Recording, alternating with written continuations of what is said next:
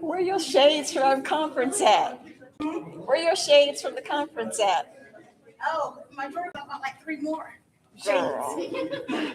Hey, did you see what I did?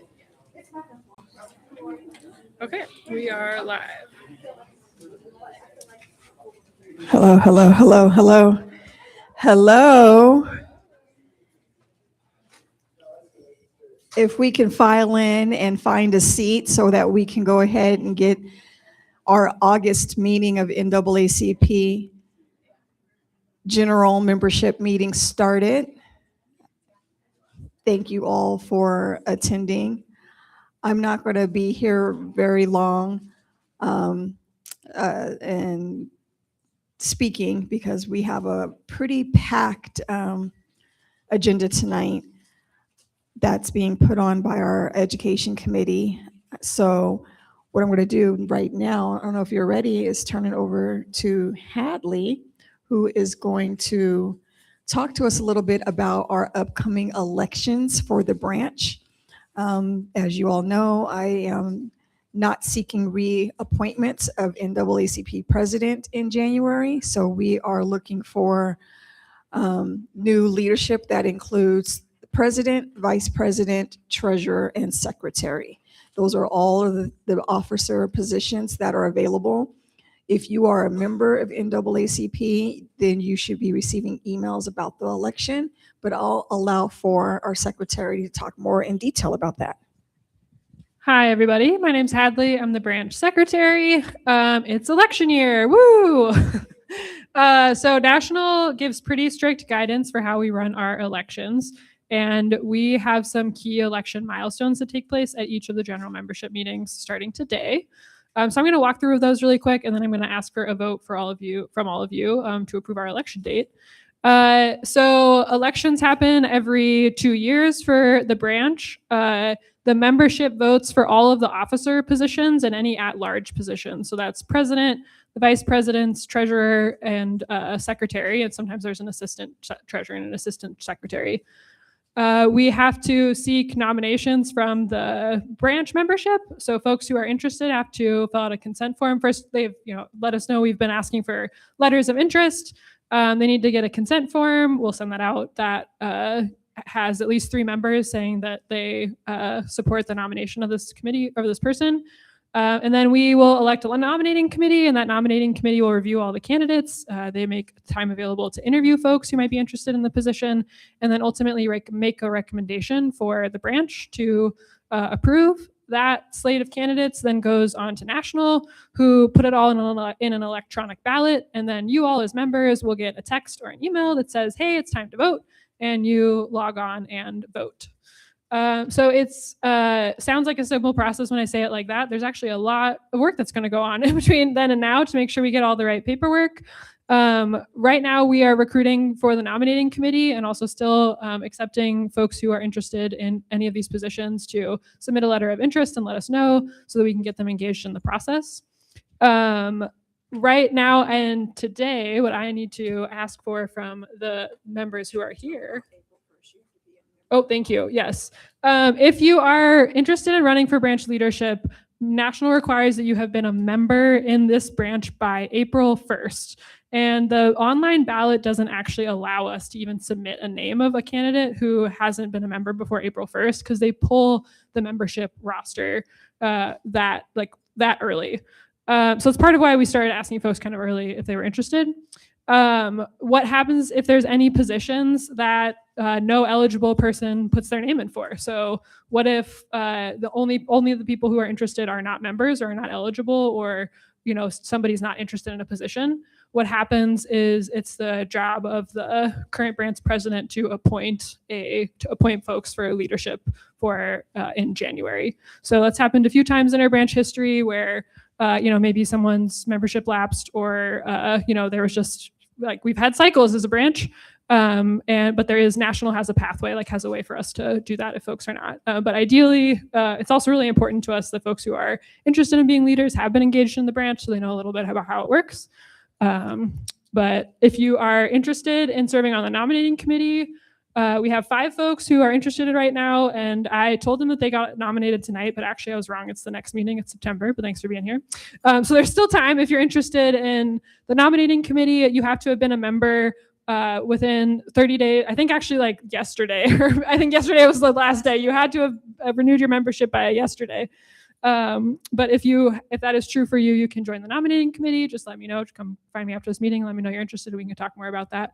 And that group of people will be helping lead this process so that the current branch leadership isn't responsible, right?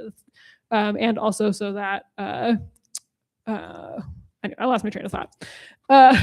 Anyways, any questions about the election before I jump into what I need from you all?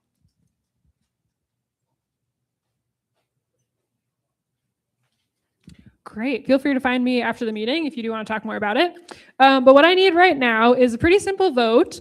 So the national needs us to ask the membership for a vote to approve the date that we're going to have our election. What we always do is just have it on the general membership meeting date in November so that you all have all day to vote. Like you have all day to open your email or open your text and vote. But then at the actual meeting, when people come in person, we can remind them, or if anybody has technical difficulties and couldn't get the ballot to work, we can help them. So we are recommending that the NAACP branch has our election on November 19th from 8 a.m. to 7 p.m. And then I have to submit this to national. So right now I am seeking an official motion from the branch. I need a first and a second. And you have to be a member in order to make this vote. So if you're not sure about your membership status, maybe don't be a first or second. Can I get a first? Thank you. What is your name? Can you remind me? Chauncey, thank you. I thought so. Just Dr. Mace, we got to pull up memberships. Well, that's not right. Chauncey. Thank you. And then can I get a second? Oh, I heard a lot. Wait, who was first? Was that Jada? Okay, great. Thank you. Any discussion? The discussion that I offered was basically already voting occurs by electronic ballot. You'll all get an email. Okay, I guess actually I was supposed to let you do this part. Yeah. I forgot.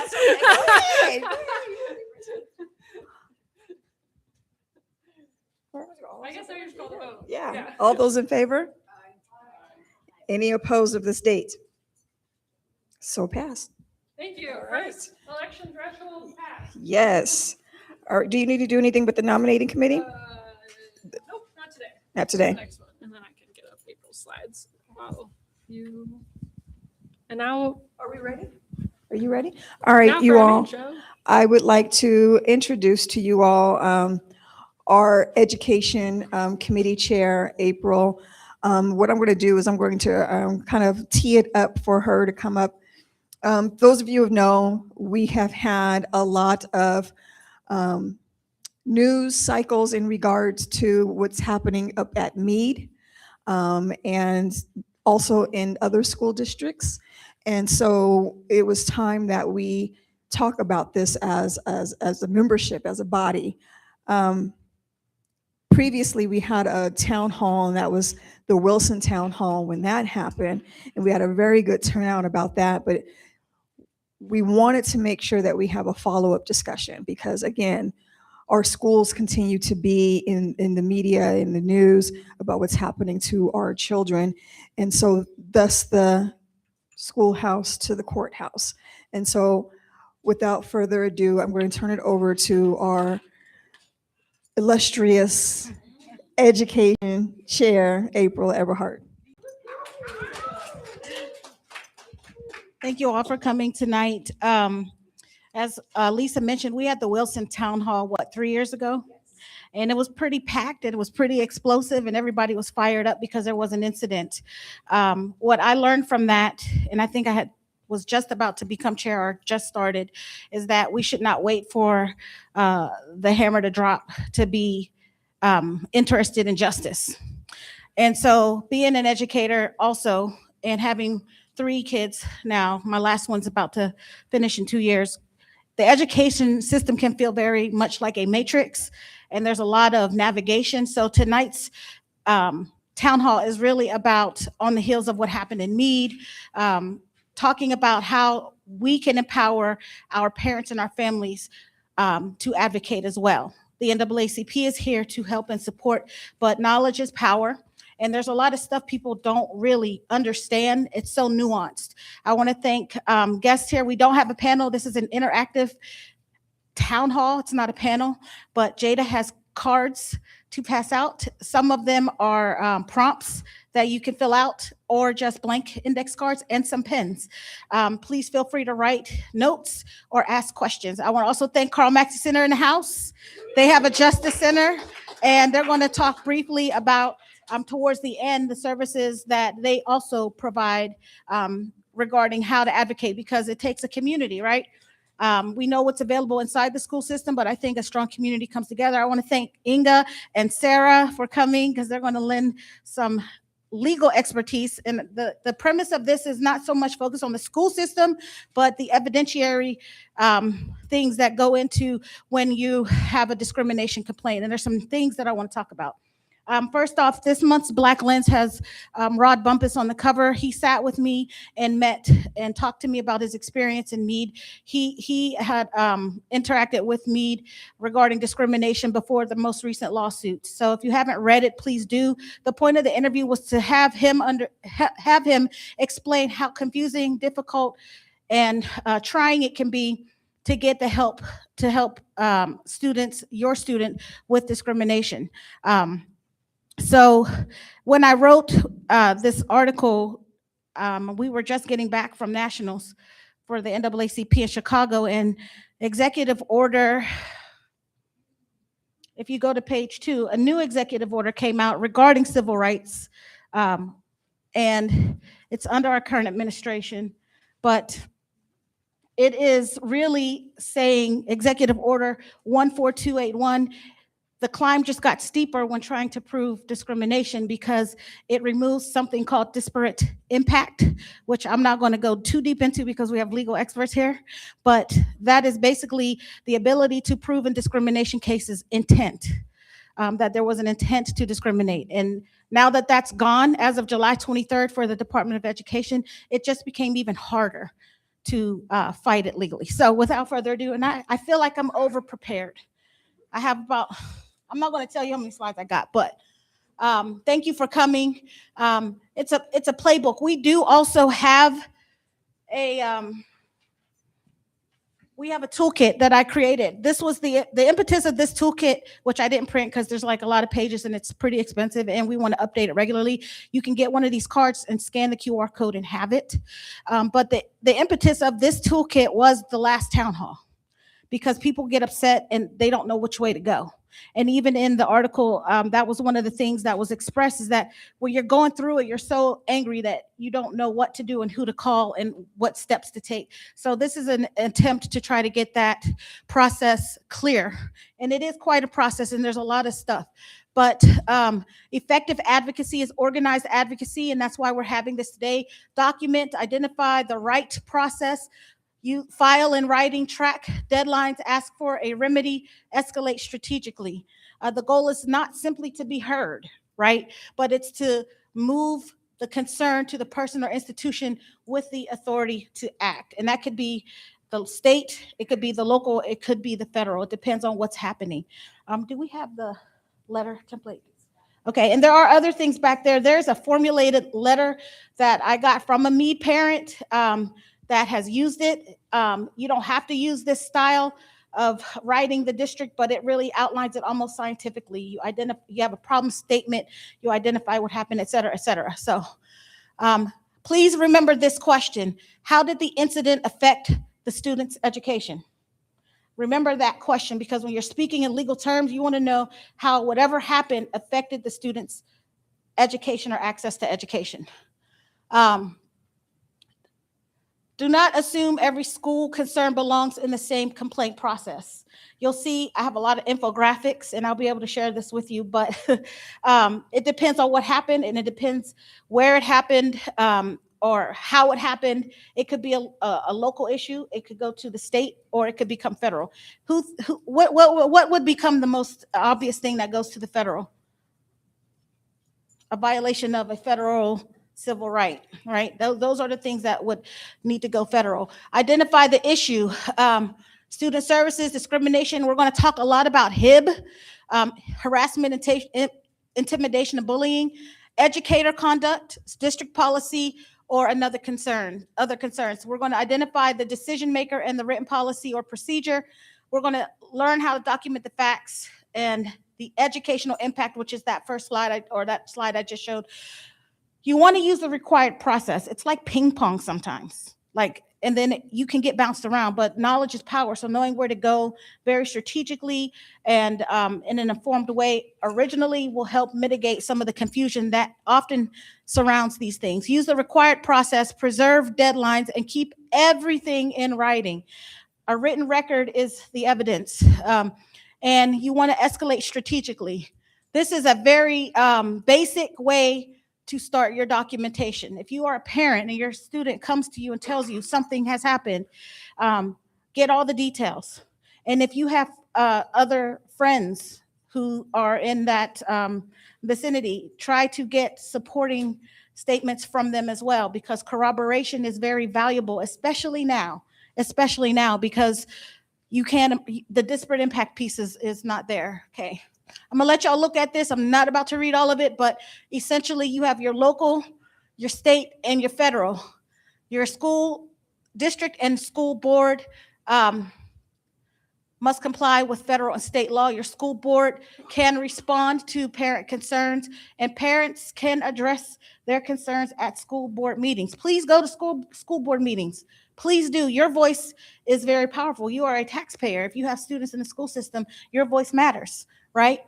Not saying that you don't go to those in your building, but go to your school district, because the district, the school board is who has a lot of decision-making power. What does the school board do? They hire and supervise the superintendent. They adopt local policies and procedures. They run schools and implement policy. Step one, become very familiar with your school district's board policies. That's your first step, okay? State, there are institutions or different entities that are at the state level. OSPI is the Office of Superintendent. The Office of the Superintendent of Public Instruction is basically Washington's Department of Ed, right? So when things need to go a little higher, depending on what it is, what does the OSPI do? It sets the academic standards, graduation requirements, teacher certification, oversees educational funding, oversees districts through state law, and they too must comply with federal law. So at the local and at the state level, federal law is still paramount. And then you have the federal law. This is where you start getting into civil and educational rights. The anti-discrimination stuff, though it is being chipped away, it is still part of federal law, right? The disparate impact piece, the new executive order, is an attempt to chip away at those rights, but they're still federal law.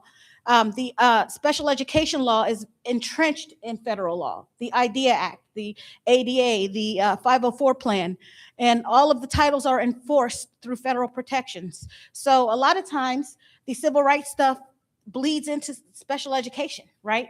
A lot of times it starts with special education, or it ends up, we see a disparity in the amount of students in special education that also go through other disciplinary issues in the school system. The U.S. Department of Education, OCR, can investigate civil rights complaints. Federal law can override conflicting state and local practices. So please know the difference. Now, there's a hierarchy or a process to follow to get there, but if you know that there's a very clear discrimination issue and it's documented, please know that that goes in the category of federal. You have these entities at the state level, WASDA, Washington State School Directors Association. You have the Washington State Board of Education. I just talked about OSPI, and then you also have the U.S. Department of Education. This is a further breakdown in what they do and who they serve. Local school board directors, superintendents, and district leadership, that is who WASDA serves. The Washington State Board of Education, the people of Washington, ensures every student has access to a quality education. Remember that big red slide that I showed you? And it said, how did this affect the student's education? Think about that question when you think about the Washington State Board of Education. every student has access to a quality education. If your student is experiencing harassment, intimidation, or bullying, or discrimination, or racism, or bigotry, or any of those things, is that a quality education? Do they want to go to school? Do you want to be in a place where you don't feel like you belong? Or if you're targeted, just think about that, right? OSPI, OSPI is big with the funding, accountability, and data reporting. So you'll see some mechanisms at the OSPI level for reporting. And then, of course, the U.S. Department of Education, which is where the executive order hits that I just talked about. We also hear about ESDs. ESD 101 is ours for our area. ESDs provide supports. So in that support, you have mental behavioral health, you have equity, diversity, and inclusion support, technology and digital learning, professional learning, and staff development. This is a support mechanism. So a lot of times, some of the things that happen in schools may need the support of services offered by the ESD. So just know that's what that organization does. We have 9 of them in Washington. All 295 school districts, they serve all 295. If you didn't know, ours is ESD 101 up on the South Hill. They do not run schools. They have services that are tailored to meet local needs. If there's a discrimination or racism problem in your school district, your ESD may be able and should be able to help you. Civil rights law, every student, every day. Civil rights law, this is all federal. We, who knows what the protected classes are? If you don't, they're right here. Race, color, national origin, sex, gender, including sexual orientation and gender identity, disability, religion, age, and others. Some states have additional protected classes, right? But the federal government has protected classes. That means you cannot be mistreated or treated differently because of any of these characteristics. No racial harassment or bullying. No racial harassment or bullying. Harassment, intimidation, and bullying happens, but racial harassment, intimidation, and bullying can be classified a little bit differently, and that's what we're going to try to get to. You can't be denied access to advanced courses or extracurricular activities, equal access to facilities and materials, appropriate supports for children with disabilities, equal treatment regardless of gender identity or expression. How do you report violations? OSPI, but I also want to add something to this, but this is where it should go, and then U.S. Department of Education, OCR. You also have education rights, and a lot of the education rights are tied to the IDEA Act and students on IEP, students with 504s, giving them access to a fair and adequate public education.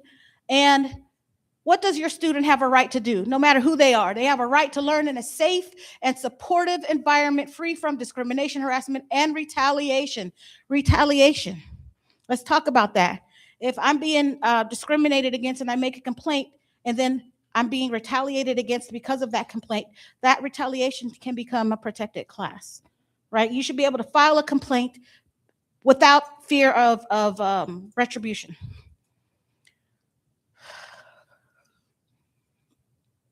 This is kind of a longer version of what I just said, but inclusion and belonging, participation in school life like sports, like football, equal access to education, and I said football for a reason, safe, non-harassing learning environment, support for the whole child. That means whatever their non-academic needs are, those things are being met in the school system, protection from retaliation, all the things. If these things are not happening because of maltreatment by a student or a staff member, there is a process of documentation that you should start. Documentation, documentation, documentation. I like to write, so I document everything. Education is a right. It is a right that you have in this country because of the law. Now, I want to talk about some terms because a lot of times things are interchanged, and here is where I got the definitions in red. But bigotry is a strong and unreasonable intolerance, prejudice, hostility towards people because they belong to a particular group. I have an intolerant attitude towards people who wear the color orange. Okay? Bias, it could be conscious or unconscious. It's a tendency, preference, or inclination that can influence how we perceive, evaluate, or treat people. Okay? You might call on the blue-eyed kids more than the brown-eyed kids. Okay? Maybe you don't know why you do that. It's just an inclination. That could be an implicit bias. Prejudice is a preconceived attitude or judgment about a person or group that is formed without sufficient knowledge, evidence, or experience. I think that all people who wear black sandals are weird. Okay? I'm using myself as an example. Okay? So that's an example of prejudice, right? Largely, racism is about systems and power and who holds the power, right? It can be interpersonal. A lot of times when you're talking about racism, you're looking at redlining, you're looking at desegregation of schools, all those things, right? So why am I telling you all of these things? Because sometimes we mislabel what happened, but discrimination comes when you are treating a person less favorably because of a protected class. This is important because I can be mean to you, I can call you some names, but if I am not discriminating against you, does it count? That's why there's HIB, non-discrimination, and then that's why there is discrimination, right? So disparate impact is, and this was created based on what has existed in the law, but then I'm going to go to the next slide, the circle in big red, what has now changed as of July 23rd. And just so you know, the EEOC has adopted that executive order. I think the Justice Department has, and most recently it's the education. So this is a slow trickle of the weakening of federal organizations and offices when it comes to protection of civil rights. So disparate impact and disparate treatment are not exactly the same. Disparate impact is what they came for on the executive order. A facially neutral policy or practice that appears neutral on its face, but has a negative impact on a protected group and is not necessary to achieve the legitimate goal. An example is a test requirement that excludes a higher percentage of students of one race and is not related to student success. Okay, and then you have harassment, which is unwelcome conduct based on a protected characteristic that is so severe, pervasive, or persistent that it interferes with or limits a person's ability to participate or benefit from a program or activity. I'm going to go back to the red slide. How did the incident affect the student's education? I'm going to go back. Now, this executive order changed everything because now it eliminates the use of disparate impact liability and directs federal agencies to eliminate the use of disparate impact liability to the maximum extent possible. It deprioritizes the enforcement based on disparate impact.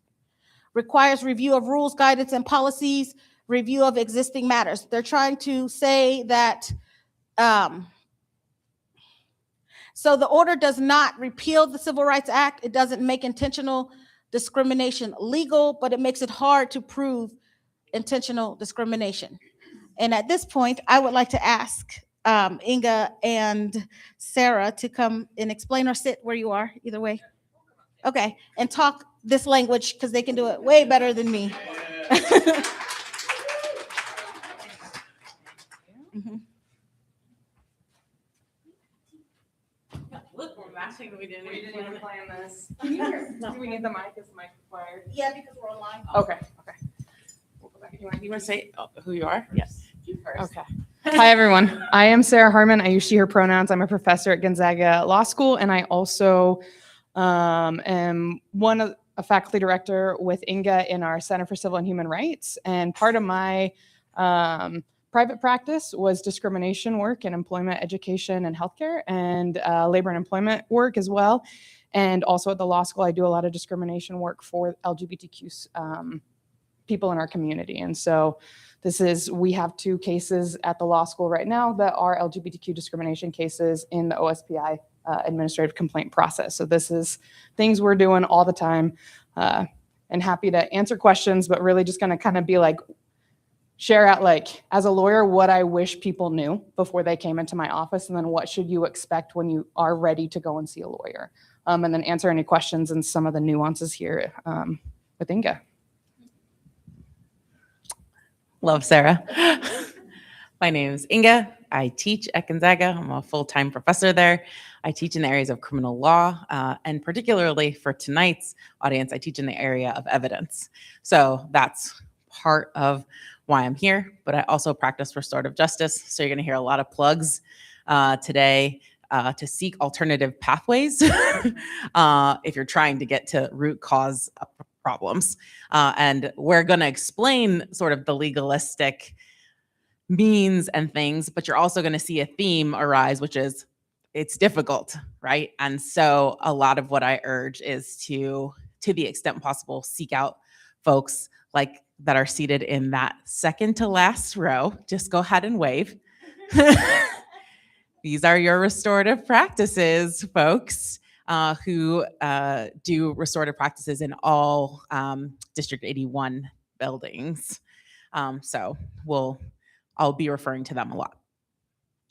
And then just to kind of really imprint on why this topic is very important, because it is affecting our community in real time, but also public education and the big picture of civil rights is so intertwined when we think about civil rights movements and really the arenas that a lot of these civil rights protections are gained and lost. And so historically, when we think about the civil rights movements leading up to the Civil Rights Act of 1964, we think of Brown v. Board, which is the Supreme Court decision that says separate is not equal. We have to desegregate. And so this was, I don't think it was necessarily predictable that this was going to be one of the landmark cases at the time, but it was education that the courts and legislators really were able to connect to and say, wow, we need to protect the children, the kiddos. Like, of course, education and the right to an education needs to be protected. And so the pendulum swinging the other way is those who want to restrict rights go to the school arena, right? School boards, about 10, 20 years ago, Tea Party went and took over school boards, right? Because as we saw from April's side earlier, school boards dictate policy, discipline, what teachers get to stick around regardless of what complaints are against them. And ultimately, and even in like District 81, a civil rights complaint to the school is appealed to the school board.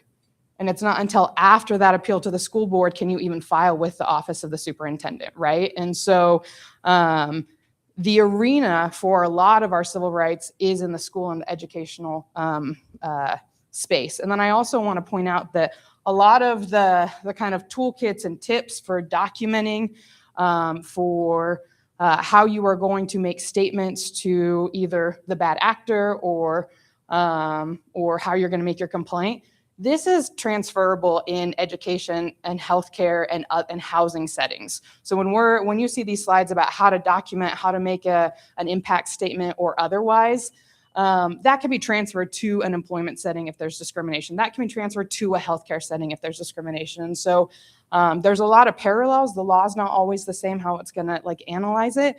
But you as an individual that's either experiencing it or have a loved one or someone that you know that's experiencing it, the documentation tools and how you're going to talk about it and articulate that and put people on notice of the discrimination or harassment or otherwise that people are experiencing are very parallel in a lot of different arenas. So this is very, this can transfer into other spaces. And so it really informs how we talk about and how we protect civil rights and fight back against people who are trying to, pull those back. So anything you want to add before? April did a great job of laying out the different places. We have local, state, and federal. We do want to emphasize, as Sarah just said, that so much of this really happens at the local level. As you can see, the federal arm is almost closed to us at this point. State also can be very powerful, but so much is going to happen immediately and at the local level. So we just focusing energy and sort of attention there is extremely important because that's where decisions are frequently going to get made. And it's typically where the process kind of tops out. So just wanted to highlight that. And to kind of add on to the way that state and federal law interact, as April pointed out, state law cannot conflict with federal law. But when it comes to like personhood and human rights and civil rights, state law can go above federal law. So it is not a conflict when a state offers more protection than the federal government. It is a conflict if they offer less or different in a way that is harmful. So Washington State actually has its own statutory law in its RCW 28A under this, the education K through 12 education title that says discrimination is unlawful. And it has to be stopped in the school districts. And so there are state civil right claims at play here. And at this point, I would say if you can bring us, if it gets to the point where you're in litigation, and I think we'll talk a little bit more about litigation is literally your last option. It's incredibly traumatizing and it's expensive and it just stretches out. And sometimes it becomes moot because the kiddo's just done with school or done with that teacher or and so even though there are damages, sometimes it's not worth bringing the litigation, honestly. But if it gets to that point and that is the right decision for your family, try to stay in state claim and make sure that your attorney should know that. Let's be real, but like state claims are where you're going to, and administrative claims to OSPI will have much more success than federal claims or Department of Education complaints right now.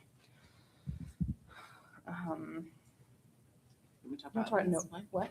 Since I notice and evidence. Oh, yeah. I'm going to talk quite generally. Again, because I'm talking sort of about the evidentiary perspective of this, but I want to explain to you, like I explained to my students, the first thing I'm going to say is often, not even sometimes, often relevant evidence or relevant information is kept out of the record. So I need people to understand that, because I think people think, well, I have this information. It doesn't necessarily matter if you have information. It's can you get the information in front of the decision maker? So in evidence class, we spend an entire semester on how does something that happened in the world become something a decision maker is permitted to rely on. Okay, so that means only certain things, only certain statements, only certain information is going to be allowed to a decision maker.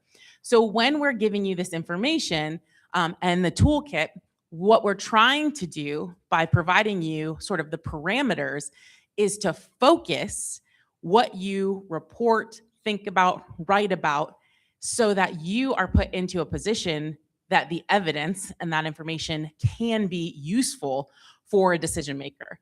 So that's how we're asking you to think about what we're gonna be talking about and framing tonight. I wanna say that by also acknowledging that that's a huge toll for humans, for people who have been injured, right, to take on. And I want you to hear that, and I want you to hear from me, and I want you to hear that, like, my heart hurts to say it, and it's real. It's what we operate within. It's the parameters we operate within. So my encouragement is multiple processes, right? Yes, you have to record this information and you have to do all of these legalistic things to get information relevant and in front of a judge. At the same time, you need to take care of yourself spiritually, emotionally. You need to take care of your child who is being impacted. You need to be recording and understanding the impact on your own personal life and in their educational life.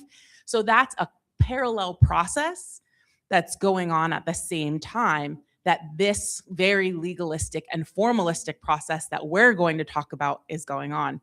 And that's also why I pointed to our RJ folks, our restorative justice folks, because we're both, I don't deal with the legal system anymore. I'm now out of that. I practiced for a few years and I was like, I cannot make this work.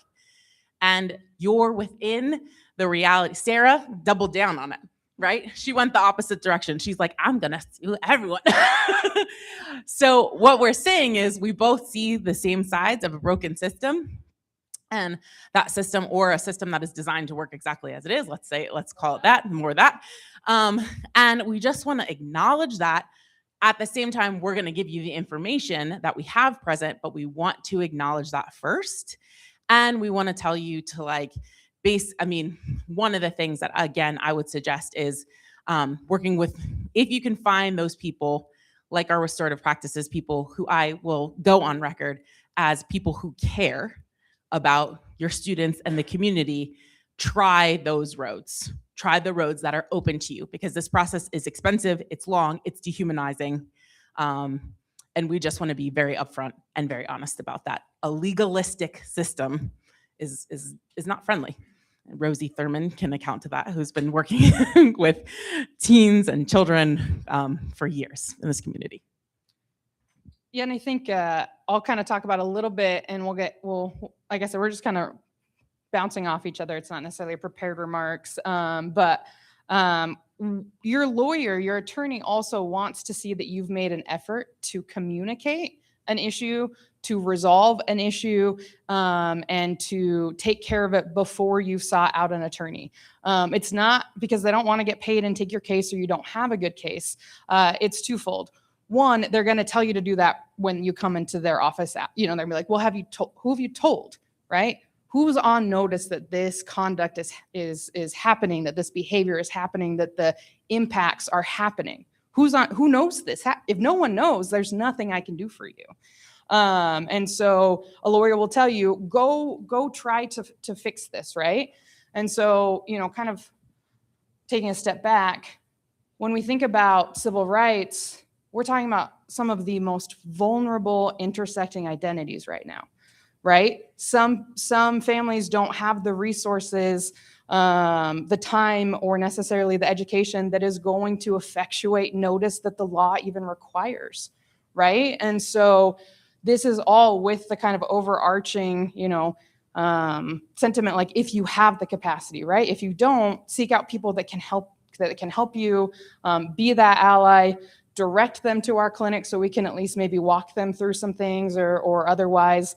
But a lawyer's going to say, go try to figure this out. You really need to go try to figure it out. And they're also going to want to tell a jury or a judge or administrative law hearing officer, they tried.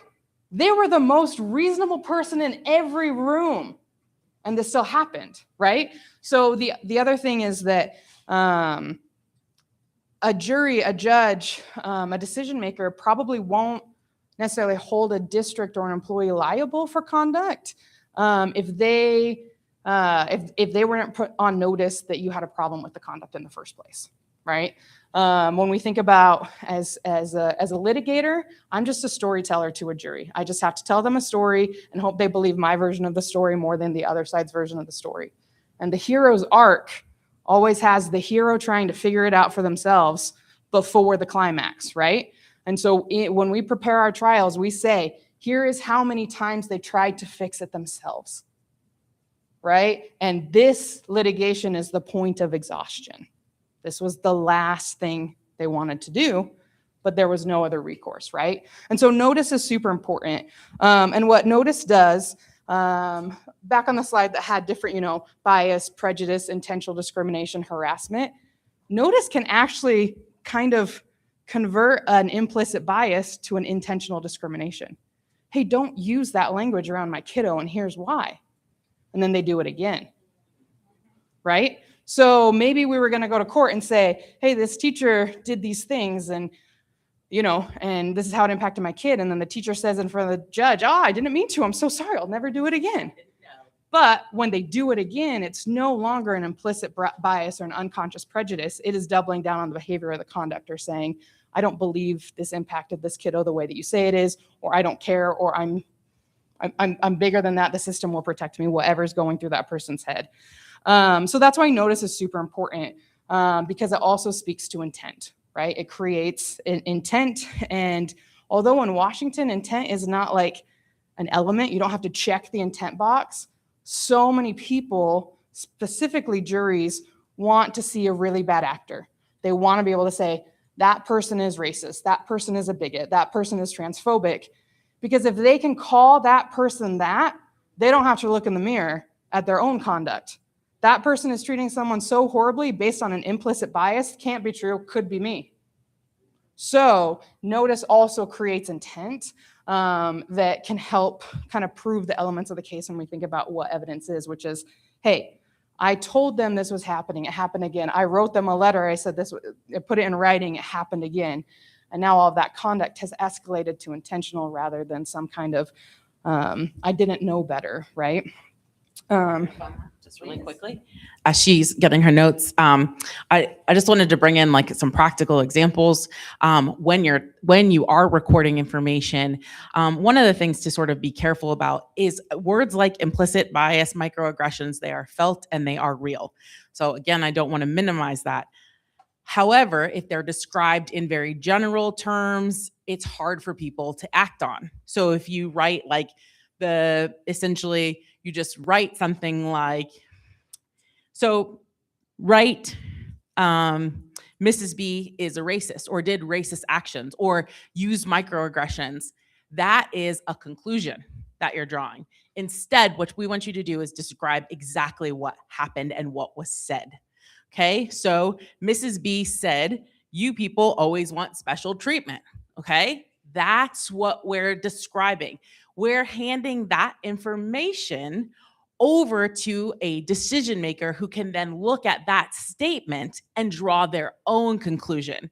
They don't need your conclusions about what happened, even though, again, emotionally, those are very real. But in the court of law, what they need is what was said. And they need what was said closest to the time it was said, recorded almost exactly as it was said. And so that's just something that's important. In terms of, for example, you know this is an implicit bias, you know this is a microaggression, but again, if you describe it in general terms, it's hard to pin down. But think about that same microaggression written down 9 times with 9 dates, that's showing pattern, right? So that's what you're doing when you are taking information down and taking information in. You are creating a record for the court to draw their own conclusions. So as angry as these things make us, right? That's why I say you have 2 processes going. One is a very objective, this is what happened, the who, what, where, why, when. Remember that objective writing. This is what happened. This is who was there. This is who overheard. This is exactly how it unfolded, the date, the time, etc., things like that. Over here, you can be, dealing with your emotional process, with your counselor, right? With your, your people who are your support system, right? But those are different processes. And the court is getting the documents that will help them make the assessment, okay? I'd also add when it comes to written correspondence with the district, with the teacher, with whoever you're talking with, you can still speak to impact. You can absolutely still document, like, this is how my kiddo was before. This happy, bright, beaming, excited, so excited to go to school, they would put their left shoe on their right foot, and now I can't get them out of bed, right? So you can still document impact. They're normally really happy. They come home from school really reserved and weepy, right? So you can still document impact, but do it objectively. Don't just say, now they're depressed, right? Like, applesauce is no longer their favorite food. That's kind of not enough, right? What was before, what was after, give some examples. And then also when you're speaking to the conduct, I just really want to, this is a big critique on how we are in just an abusive society. The subject of your sentence should be the bad actor. This person did this, right? Not my kiddo experienced this, right? So make sure that you're also still centering the actor and not centering the person experiencing the harm, because that actually really waters down the conduct, right? So if you are writing impact statements, try to use active language and really make the subject the person who is making is either allowing conduct to continue or doing the conduct itself. And you can also, as Inga pointed out, microaggressions are absolutely real. So and once there's a pattern of those things, you can also describe that all of these incidents, maybe one of them wouldn't have taken anyone over an edge, but they compound in nature, right? And so when they keep happening, when they are predictable, when they are expected, that's, even if they feel like they're never small, right? They're part of such a bigger power and system dynamic. But a lot of decision makers don't know that yet, don't know enough yet. So just make sure you can absolutely say they feel small, but they are big and they have added up. This conduct, it carries an interest to it. Every time it happens, it's more expensive for my kids' well-being, right? Let's see. And then so documentation looks like, and I don't want to steal your thunder, I didn't read your notes. Documents look like the correspondence that you have, right? Emails, texts, papers that go to school, papers that come back to school. Documentation also looks like your own, like this just happened and I'm putting it in my journal, right? That can be a form of documentation. A better form of that is, I just had a conversation with Miss B. Is that our teacher's name? With Miss B. After school, I told her all these things that happened. She was like, okay, I'll take care of it. And you go home and you're like, it's solved. Go home and email Miss B and say, thank you. Oh, I saw it. Yeah. Thank you for your time. This is what we talked about. And my understanding is you understand that this happened. You understand that this is bad. You have told me you're going to take care of it in these ways. If I misunderstood our conversation, let me know, right? But now it's in writing. So if Miss B goes to a judge and says, no, that's not how that conversation went, now that email is relevant and admissible. This might not be, that's nuanced to whether it's relevant before Miss B lies. But, it's relevant once she lies about that conversation, right? So following up, and also for your own records, who else was there? Who could have observed the conversation? That's one thing that I feel like a lot of our clients miss when they come to me. I was like, well, who was in that conversation? They're like, well, at least 2 other people, but they worked for the school. You need to know who they are, right? So make sure you get names and make sure that you're keeping that information, even if it's for yourself, right? There's different ways. Oh. Since we're talking about documentation, and we're in the era of videos, and you need to have consent. Mm-hmm. How does that work? If you video something inappropriate, is that admissible in court if you didn't get consent, if it's in public? If you didn't get consent? If you didn't get consent, even if it's in public? So public would be, the question is it admissible? And the question is, the judge will say, is this public? Did this person believe they had any right to privacy? Could any average Joe walk by and overhear this conversation? And I don't think in a schoolroom is going to count as public, even though that's public property, right? I would get consent. I also, as a lawyer, would never give consent. So if Miss B is like, can I record this conversation? No, you cannot record this conversation. Let's be adults. Let's look each other in the eye and let's talk about it. But you want to get consent from Miss B. But you do want to get, but you ask, and if she is, Miss B doesn't sound smart enough to say no. So if Miss B's like, yeah, record it. I'm sure the school district is saying, don't let parents record conversations, but I could be wrong. The school district has done things that confuse me before. So I would get consent, but also decline to consent to any recordings. They'll manipulate that. Yeah. Also with recordings, if something happens in a school building, for example, and our school district folks would know this better, but my understanding is recordings don't last quite forever or very long. So if there is something on camera, because, as long as nobody flags an incident, those just get recorded right over within a 2 to 4 week period. And it might be longer within the school district, but you need to request immediately and get it on record. Again, with the email conversation, this is super important because we talk to somebody, we think the conversation solved things, right? We have hope. That's how we operate.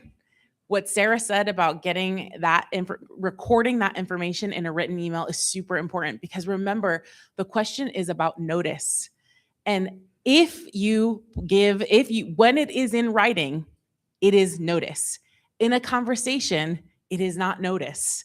Okay? They can say, that's not how the conversation happened. I didn't hear it that way. That conversation never happened. That is not notice. But once you start to put things in writing, and that's why we say summarize your conversations and put them into an email, it's very important. And that is just a place where I feel like that the part of the reason I don't practice anymore is because, people had conversations in good faith and then didn't have any record of that conversation. Nobody's on notice that something happened. And then, that person disappears. That person goes to another school. That person is gone. And then you have nothing in writing. So even if that person is being super kind and follows through, you're not doing it to be antagonistic. You're doing it to protect yourself in the event that that person leaves or doesn't remember the thing in the same way. So just try and remember that, because we're often very schooled to be very compliant and to be nice. And we feel like doing something like putting something in writing is antagonistic. You got to get that out of your head. Just think about like putting every conversation that you have in writing. It timestamps it. It puts the school on notice. It starts the clock, all of those things. And question here.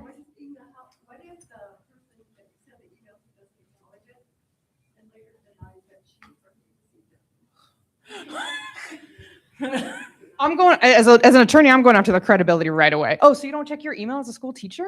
Like, oh, how many times have you emailed my client? You can. I mean, you can, but also in a deposition, it's gonna be like, so what other emails did you get that? Because I'm gonna ask for their whole email record that day. I'm gonna ask for every email those two have sent each other for the last 4 years or what, and so they may not acknowledge it, and that's fine. That means that a decision maker is going to say they agreed with that conversation.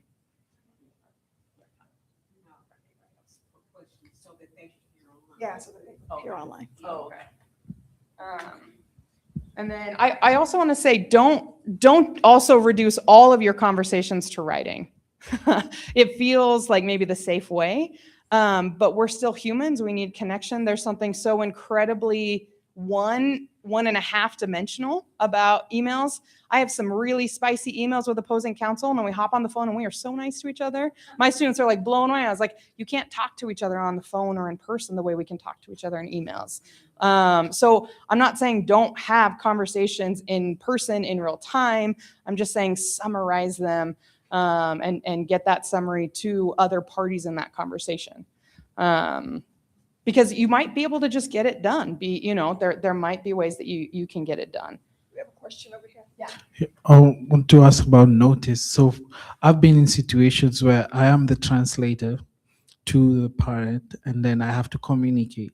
So do I communicate just the facts that have been communicated, even though I know there might be harm coming from the other side, that I need to tell the parent, hey, you need to know what is happening?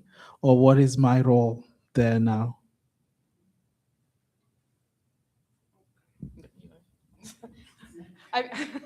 Neither. So I'm not. That's a tough question. I don't know if it's necessarily appropriate as a role as an interpreter to try to guide that conversation in real time, unless you feel like that is actually kind of part of your, like a version of interpretation. Hey, I understand what they're trying to say. They're not quite articulating it. So I'm going to tell you, hey, this is what I understand. This is what they said, but this is what they're saying. And then say back to the person, I said it this way. So that this person understands how serious this is. Maybe I would say, but I'd say if you want to have a conversation, be like, hey, that none of that matters to them. I'd say have that outside of that real-time conversation. I don't know what you would want to add. That's a really interesting question it's that I'm gonna like. Yeah, we'll think about it forever. Yeah. I would say like probably in that role, I would keep notes. I don't necessarily know that I would share out those notes unless that was a required thing. But I would also say, like, because you're in a neutral role to be between, right, as translator, right? So, yeah, I would say keep your own notes, especially if you feel something was off, and then you may be called upon, like, to use those notes. Other questions? I do want to say one other thing. Don't edit anything. Don't edit anything. So if you have video and if you're being an asshole, sorry, if you're being a jerk on that video, don't edit yourself out, okay? Because a record that has been edited will tank your credibility right away.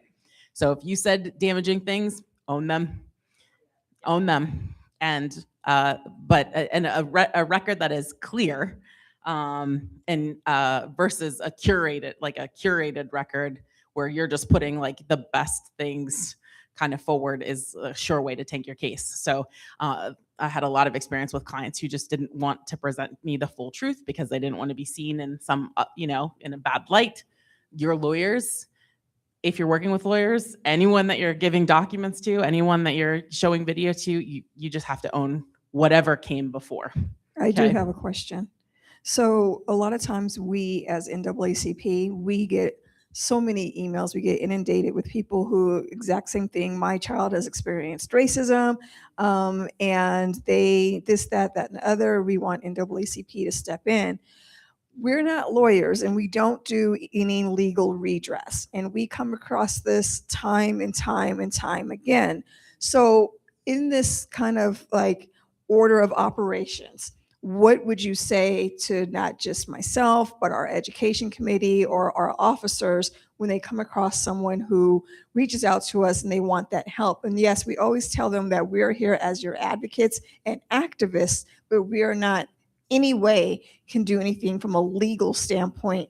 A lot of times that deflates people because they come to NAACP, that's their hope.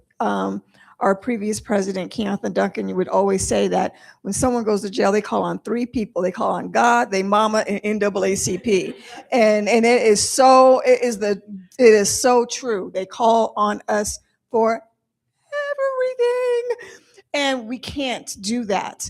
So how do we have that delicate conversation and saying exactly all that you said to them or would say for us? Is it something that we say, oh, well, you have to document everything? Do you have the documents? Do you have this? Like, we want to be able to help. That's our knee-jerk reaction, but what's realistic? I mean, this toolkit that was created, you made this, right, April? I mean, this is a huge resource. Like, oh, perfect. Yeah. So I mean, I think that you have a resource and say, hey, here are some steps that you can take. And one is this: have a conversation, put someone on notice in that classroom. Right. And so it just starts small and just kind of broaden the target every time you're having the conversations. Okay, nothing happened with the teacher. Now I'm going to go to the principal. Nothing happened to the principal. Now I'm going to maybe go to the civil rights coordinator or the president or someone at the school district. Right. And just be consistent in kind of in what happened in the story and the way that you are telling it. And then if you've made it to the top and no one's going to resolve this, here comes a complaint, right? And in those dialogues, what I really want to also impress upon folks is put some pressure on the school district to articulate why this didn't violate their policy. So the policies are here in a different resource. They're on the website as well. It's so boring to read. As a lawyer who likes reading boring things, I'm telling you, school district policies are boring to read, but they at least have headers, right? So you'll be like, my kid is being harassed. Control F harass on the policy website, harassment, find it, and then just get, why doesn't this violate the harassment policy? Put that right back on them and have them articulate why they're not violating that. So I'd say refer to this, tell them to refer to this, and then say, also, the onus is on the school district. They have a legal obligation to provide a safe, inclusive, equitable learning environment. And so when they're not, it's on them to address and correct. So just keep keep the pressure on them and leverage on them and be like, you do something, you tell me why this isn't violating it, and keep it on them during this kind of notice and documenting To the stage. school district or Yeah. to the school board? I'd start as small as you can. Maybe ask the teacher. What? I'm not gonna address this. Well, why are you not gonna address this? How does this not violate the policy? How is this inclusion? How is this belonging? Then go to the principal, ask them the exact same questions. I've been in some of these circumstances where the teacher is definitely the bad actor, and the principal makes efforts to correct, right? And so within the school building, and sometimes the solution is that kid needs to go to a different teacher. And that's a horrible, I'm not saying that's a good solution, because that teacher is with other students. But in that moment in time, at least you've hopefully put your kiddo in a space that's there's a better space for them. I'd say kind of keep the consistency and leverage, and just start classroom, building, district, and then under the policies, you file a complaint with the superintendent, and then appeal it to the board if they don't have the finding and a resolution that you're okay with. And I just want to give a shout out to what you're already doing. I mean, it's heavy. It's a heavy burden that you're trying to take on. And it's beautiful that people come to the NAACP because they support it, because they trust you, right? One of my things is hear people, right? So that's a lot of what has to happen, is somebody needs to just discharge that energy. And if the NAACP can be a receptor for that, great. If there's not capacity, your job is a connector, right? You are going to connect people to the resources that already exist in our community. You're going to connect them to restorative practices group. You're going to connect them to the toolkit. You're going to send them to the Carl Maxey Clinic. You're going to show them this video, right? That's, I think, is recording, so that they can see us walk through and talk about all of these things. You can call on us to create videos. We can do a 101, and we can host it on, different nights. So I think your job as the NAACP is to be a resource connector, and to put yourself into that role, to hear, to receive some of that impact, to be there to support, and then to connect once that person has calmed down. And I just want my chairs that are in the room, Education, Health Committee, Civic Engagement, and Criminal Justice, I think that we need to copy paste what we did with the education toolkit so that it applies, because the information that was said here today, it can apply to and transfer to the different sectors, being healthcare, being the courts, being the jail system. We need to be able to apply the same education tonight to all of those different sectors as well. Okay. So you said the A word, and it reminded me of 2 points I wanted to make. One, I'm going to go back to the lawyers. Some lawyers are just not, are just not, they don't have trauma-informed training. They are not, even though our rules of ethical, our ethical rules require us to be culturally competent and have cultural humility, not all these lawyers are up to that standard, and that is real. And so if you are in a meeting with a lawyer and you feel like you are trying to convince them of your lived experience, that they are belaboring you, that this is real and this was harmful, they might not be the right lawyer for you. I say that also with the kind of caveat that they need to know the bad facts. So if they're asking you questions and they're like, that doesn't make sense to me, I need you to clarify, it may be because they just didn't understand the way you presented it. And when we are triggered or traumatized, we don't always follow a sequential or chronological sequence, and we can get kind of out of sorts. And a lawyer should kind of note that. But if they are putting a lot of the labor on you, or you don't feel like you're believed, that's the wrong lawyer. And I'm sorry that a lot of us exist. But at the law school, we're trying to make lawyers that are not like that in the future. And so I just want to be aware, like, litigation is hard and it is traumatizing, but it should not be so hard that you don't think your lawyer believes you, even though they definitely need the bad facts. And then one other piece that a lot of credibility in this stuff has gotten like really convoluted in some of my cases is the school district very much will be the A word to you. None of that conduct goes into your complaint. Stay focused on the student stay focused on their experience, the conduct that happened to them, the impact and the rights and the benefits that they are losing because of it. I'm sorry to say that it's horrible, but it's not unlawful for them to, it could be retaliatory, but like it's not unlawful to be an a-hole. It is unlawful to be an a-hole because of someone's race or protected class. So if they are just not going to interact with you positively, do not focus on that. Focus on the kiddo, because I've seen things that probably could have been resolved take big turns, and then it became between the parent and the teacher, and the kiddo got lost in the story.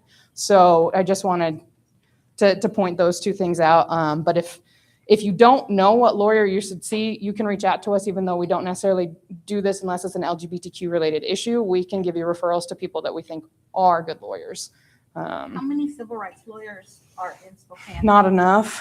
How many are in Seattle? More. Okay. Yeah, more. And as technology advances, more people over in Seattle are willing to co-counsel or do things over on this side.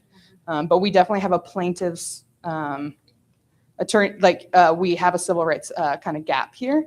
And we're working to fill it and trying to keep our students here to practice here and practice civil rights here. So, okay, we went way over, I'm sorry. No, you guys are good, thank you. I will say, to Lisa's point, I actually called someone who serves in our region, and the NAACP has general counsel. They just took on Nolan Wells's case. If we want to refer in Spokane a case to the NAACP, we can refer it to the National General Counsel, and they decide if they're going to take the case. So I need everybody to understand that, because one, we don't have skilled lawyers on our NAACP who are members who can offer legal redress. But even if they did, it has to go to national. And the general counsel has to say, yes, I'll take your case. We've seen the unfolding of the Nolan Wells case, and this week they decided to take on the Nolan Wells case. So I just want to make that clear, that we don't have lawyers in our back pocket like here. And it also takes a branch that has that expertise and those lawyers who are on our EC to serve in that capacity. We don't have that right now. That's a plug. We're looking for people to join our EC that is from the legal backgrounds. I'm just saying, if you know of somebody. I also want to shout out Shamarika, who doesn't like attention, but she's from our district. She also has a great amount of insight that went into the creation of our toolkit. This is the policy girl right here. She will look it up and find it in a heartbeat. I want to give Derek a chance. No, Jaleesa. Jaleesa, he said Jaleesa. Because I'm glad that you said we could be a hub for resources, because that's why I asked you all to come. That's why I asked the Carl Maxey Center to come, because they have a legal clinic. I'll be very brief. I think, so my name is Jaleesa Winkler. I'm the executive director of the Carl Maxey Center. And we do many programs. We have housing, youth, senior activities, all kinds of things. But I think for tonight, our main focus is the legal clinic. And so we do a once-a-month legal clinic where you have a chance to come sit down and have a free consult from attorneys. They're usually volunteer attorneys. So they cover many different areas. And if you are able to do an intake form, we can try to make sure we have an attorney that covers the area that you're concerned about. And then I just wanted to say, I think another angle that we are really here to support community in is that walk alongside. You know, when you come to the Carl Maxey Center, excuse me, I hate microphones. But when you come to the Carl Maxey Center, all of our staff is trauma informed. So we are always willing to be the place that you can sit down, tell your story, get it out, cry it out, and know that people are going to be there to say, we believe you, we trust you, and we'll find a way to help you. Even if it's not through our legal clinic, we know all the folks in this room and can refer you out to other folks. And so I think that's really what we are here for in community. And then, yeah, someday we'll have direct rep. We're in the works. So someday we'll be able to represent you as well. Thank you. I got like a million other slides, so I'm going to give you a really crash course, and I will have this published for you. HIB versus non-discrimination harassment in Washington State. HIB is what we educators get trained on. Harassment, intimidation, bullying. It is student to student, though. You can use it if an adult is harassing, intimidating, or bullying, but HIB is really designed to complain about student conduct. Non-discrimination harassment typically falls under HIB, but it doesn't leave out the fact that you might be a bigot. It's just that there was no discrimination under the eyes of the law. So understand that there can be non-discriminatory harassment that is considered harassment, intimidation, and bullying. Use it. I had to help a kid use it last year. Use it because it's that written record. It's that written record, and it's the district protocol. Also, every district has somewhat of a different process, but you should know who your civil rights liaison is in your district, because every district has one if you feel like there was discrimination. So your homework is, for whichever district you live in, figure out who that person is. The toolkit addresses how to address hate and bias. It sucks, period. It doesn't necessarily have to be a discriminatory act, but it sucks. It erodes the morale of our kids. When there is complicity, it perpetuates systemic inequities and all the things. So you can address it by being very vocal about it. Call it out. Make the email, all the things. HIB and discriminatory harassment can overlap. And I think you said it well when you ask someone who might be saying something out of an implicit bias to stop, and then they do it again. Then that changes things. It pivots, right? Know the procedure, and there are multiple districts around, so the toolkit has stuff for all the districts. But ask for the non-discrimination complaint procedure and the equity and civil rights, who that coordinator is. Document, document, document. There is a very, please take it, a very comprehensive letter that I got, again, that helps you record, almost like the scientific method. So this is the definition for HIB and all of that, and it references the RCW. Document and report. This is what you should do. Track and escalate. Start at the lowest level. If it doesn't work, go up one. If it doesn't work, go up another. I think you said it very well. It's like you want to try to resolve and give the bad actor a chance to address their issue and their leadership. If it doesn't go well, then you have levers to pull. These are on my strategy slides with the little orange thing, but you have to be acquainted with the policies and procedures. You have to. We have to learn how to go on our board website and look at our policies and procedures. Build the record before you escalate. We already talked about it. There is a process through the Office of Professional Practices, OPP, that handles allegations involving certificated educators. Certificated educators are your teachers, those who had to do some kind of a practicum or student teaching to get a credential to do what they do. There are different classifications of employees. Certificated employees have a specific way that they are addressed through the state. So the OPP does not investigate non-certificated staff. So those are like paraeducators, coaches, that type of thing. They're called classified. School board members or district employment actions. There is a way to do private citizen complaints through the school system, but know that there are educator professional conduct expectations. And if a teacher does something, or a certificated employee does something against the student, there is an official state level agency office that will address it. That doesn't mean if they're not certificated, you don't record though. You still send that email and do all the things, but there's a particular office for that. Your school board, again, has the governing power over school districts. So engage with them strategically. Start at the lowest level, give the lowest level actors a chance to address, and then if things need to go to the school board, then show up at that meeting, write the letter, and speak on record, right? WASDA is another organization that, again, I talked about, that supports the policies, and they create the action, what are those called? Position statements that influence how school districts should run. This is important because we talked about patterns.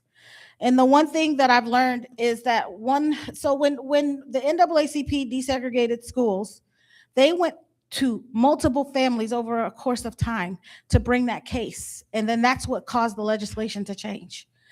It's hard for one family to fight the system, but if 5 Black kids, brown kids, whatever protected class are being mistreated, there's power in numbers. People are scared to speak up. They don't want that smoke. They don't want to rock the boat. They don't want to do all the things. But if it's a matter of justice and you know that your kid it's happening to your kid, it's likely happening to another kid. Try to rally with other families with that documentation, with that corroboration, who saw it, who experienced it, because together this helps build a stronger case. Ask specific questions. I love what you said about tell them why it doesn't violate your policies. Ask the board what policy monitoring training or accountability mechanism will address the pattern, right? Ask for something that they have to do to fix it. Put it back on them, like she said. I'm looking at the clock. You have to choose the right pathway based on whatever happened. But the reason why I put those definitions to distinguish between a lot of it is because sometimes it might feel like discrimination, but it's not. It could just be HIB. It could be non-discriminatory HIB, which is still bad, and it's still racist, and it's still a bigot. But you still gotta know which direction to do. HIB is a good way to address it, period, because racism is harassment, all the things. So just know that it's and again, the disparate impact piece means you no longer have to even prove the intent, which makes it harder. So that's why as detailed as you can be with your documentation and your corroboration and banding together. This is why this space is important, because we need to let families know that together we can fight this thing. Right? We see what's happening in other districts. Here's a little checklist. Let's talk about records. FERPA is the records of your student. They're protected. Public records requests are this is what happened in the Bumpus case. It's all recorded in public record, but they failed to provide that one record that talked about discrimination until he bugged them, and they finally did, right? And then it became a public records violation case. It wasn't the discrimination case that was sought out, but it was a public records violation. You have the ability to request public records, period, right? So when you feel like, that's why those emails are important. That's why when you go back and say, hey, per our conversation earlier, you said blah, blah, blah, blah. That is a public record, and that helps with the evidentiary trail. I'm an emailer. These are all the resources I talked about. Your FERPA records are your student records, especially when it comes to special education. You want to make sure that IEP is tight. You want to make sure that it is being followed. When you go into an IEP meeting, you, the parent, have the power. That's your child, right? Okay. Records can help answer critical questions, and it is a part of the evidentiary trail. I will end with this. WASDA has some position statements that are pro-equity for different things, whether it's hiring African-American teachers or diverse teachers or teaching African-American lit. They have an equity position statement. The Black Lens has on their website this statement, and the Education Committee wrote it. I did update it to have a more accurate title. It got changed in our layout process because I write a long title, so my layout designer took out that it was about Meade's decision to retire these equity statements, position statements. We stand firmly in support of not retiring those statements, and WASDA is not recommending their retirement. It is the Meade School District that is recommending the retirement. But the reason why we have these statements is so that we can protect kids, so that every kid feels valued. We are in the Pacific Northwest, right? Representation matters. And if a school district can see all students fully and wholly and celebrate the fact that there are different experiences and hire people who don't look like a majority or the status quo or teach stuff that doesn't come from a colonized framework, that's good because it shows the diversity that we all need to see. So anyway, here's our statement as the Education Committee. I do want to clarify that this is not coming at WASDA for wanting to retire the statements. It is addressing what was happening in Meade. They decided in Meade not to take the equity not to take it out, but they're recommending retirement of other ones that are very much equity related. Do you have any questions? I think this is mostly for Sarah and Inga. Recommendations about dealing with some of these processes as children age out of like grade school, high school. What do you do to support students who are now adults but maybe in college and experiencing some of these things? Well, and so this is also why this area of law is so complicated, is because they age out of the situation, right? And now they have a new experience, and you're going to need an expert to say how that experience 2 years ago is impacting them now, and the harm and the damages. But as it relates to like now they're adults, they have to self-advocate. Have the kiddos start documenting to you what's going on. Right. And so maybe that can be kind of that initial safe space to document, get an understanding they're making the recording, but it's not maybe necessarily the most harmful way to themselves to document it. And if it's time to escalate it, Title IX offices on university and community college campuses and other resources within the university might be a good spot to then direct them to then get that documented. And maybe the way that you and the kiddo are documenting it to each other, you can reduce it to a complaint that starts the documentation, the official documentation policy. Thank you. If you had note cards and little cue cards to kind of aid in your understanding, but thank you all for coming. And if you want to give me back, Please give.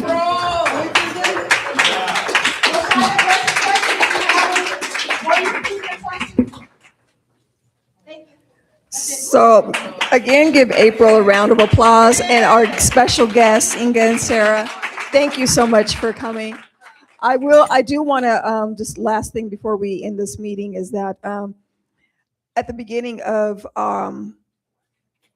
our term, our vice president and myself, Jamie Stacy, we made it a point to go out as NAACP and meet with all of the district superintendents. I think we met with 4 or 5 superintendents. Where was that place we went all the way out to?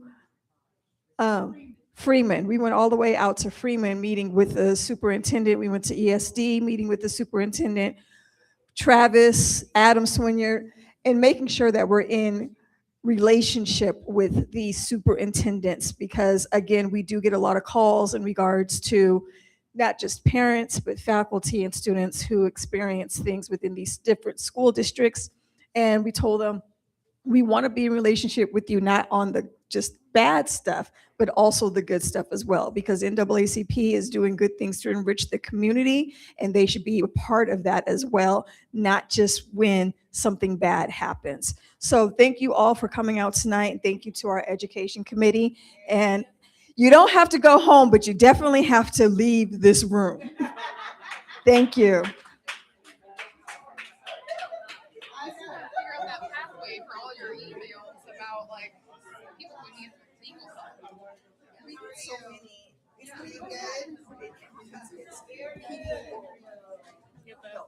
Thing shut down.